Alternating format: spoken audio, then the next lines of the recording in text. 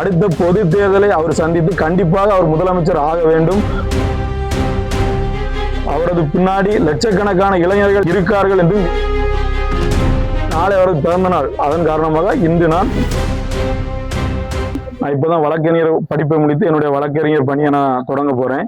அண்ணாமலை என்னைக்கு தமிழ்நாட்டோட மாநில தலைவர் ஆனாலோ அன்னிலிருந்தே நான் அண்ணாமலை அண்ணன் அவரோட ஆதரவாளராக நான் செயல்பட்டு வருகிறேன்.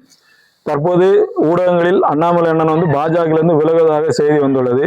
நாளை அவரது பிறந்த நாளை முன்னிட்டு நான் அண்ணாமலை அண்ணனின் முழு நேர ஆதரவாளராக செயல்பட விரும்புகிறேன்.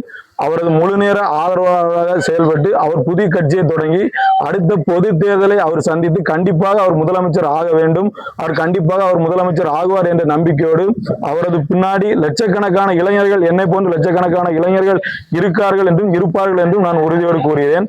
என்னுடைய ஆசை என்னவென்றால் அவர் அடுத்த பொது தேர்தலை அவர் தனிமையில் சந்தித்து புது கட்சி ஆரம்பித்து கண்டிப்பாக அவர் முதலமைச்சராக வேண்டும் என்பதுதான் என்னுடைய முழு எண்ணம். அதனை முன்னிட்டு நாளை அவரது பிறந்த நாள். அதன் காரணமாக இன்று நான் அவரது பிறந்தநாளை கொண்டாடும் விதமாக அன்னை ஆசிரமத்தில் நான் முதியோர்களுக்கு மதியம் அன்னதானம் மற்றும் அவர் பிறந்த நாளை முன்னிட்டு கேக் வெட்டியும் இனிப்புகளை வழங்கியும் நான் பிறந்தநாள் வாழ்த்துக்களை தெரிவித்து கொள்கிறேன். நன்றி, வணக்கம்.